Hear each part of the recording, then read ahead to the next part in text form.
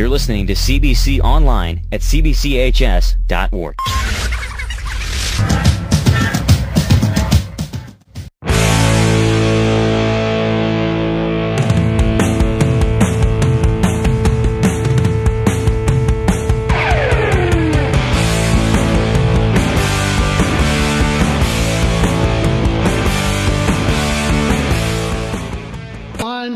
With Coach Scott Piingel, 5-0 right now, coming into the second half of the season. So, Coach, give your team a grade. What are you thinking? You know, I think if we had to evaluate all three areas, I think our defense is probably about an A, B+. You know, they're playing really well, keeping us in games, not allowing opponents to score, so they're doing phenomenal. Special teams, I'd say probably about B-. They did a lot of nice things, good return game, good kicking game. And our offenses, you know, we're probably a high C, low B, where we're trying to start to find our identity, and, you know, we're starting to move the ball a little bit. So I'd say overall we're probably about a B right now.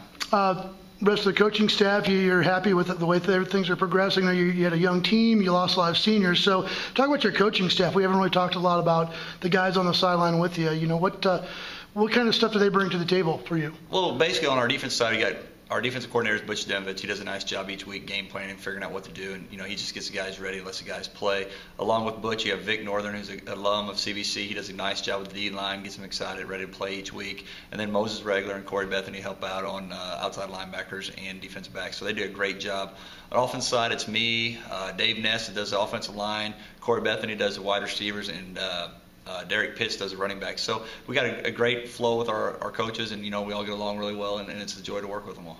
So if there's maybe one thing that you could maybe say about your team is you're not having any problem scoring points, but a little bit slow starts each week. Is that something that's a concern, or is that just what would you take with a young team?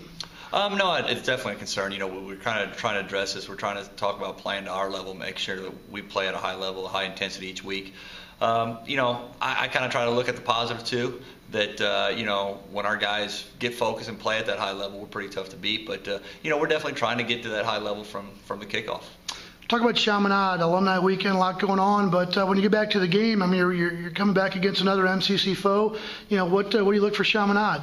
Chaminade, you kind of know what you're going to get from each year. That they're big, they're physical, they're going to try to run the ball down your throat, and you know they're going to play hard, aggressive defense. So you know they've given us fits in the years past. I know they're a young squad as well this year, trying to find an identity. So should be a good little matchup on Friday. I know over the weekend there was a picture of Bert Birdsall signing covers of the St. Louis Sports Magazine, of which he was on there. But Coach, all serious, how is Bert doing? Is he back in the lineup? I know he's a big piece of what you guys do. I talked to Bert yesterday. Bert was all smiles like he always is. He's excited. His back's feeling better, so he's ready to go this week. You know, I think he missed it more than he thought he would, and you know, I think he's ready to go. Any other injury issues or anything we need to know about?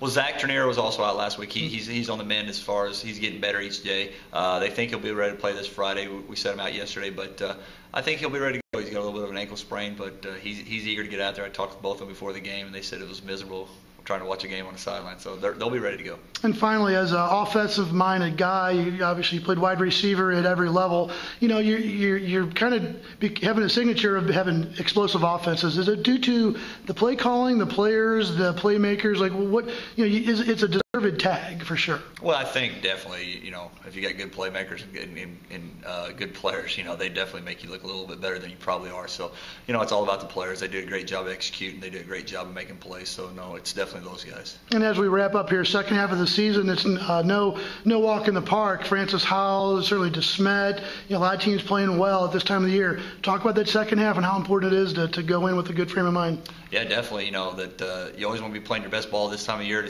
especially in the second half. You know, our last 4 games are going to be one of our toughest, or they're going to be our toughest 4 of the year. So we got to come ready because we're going to get everybody's best shot now, and you know our competition's stiffening up a little bit. So I'm curious to see what our team's made of too. Again, that's CBC coach Scott Piingel. Friday night, Alumni Weekend, right here at CBC. We're taking on Chaminade. Kickoff is at 7, and Coach, we'll catch up with you next time.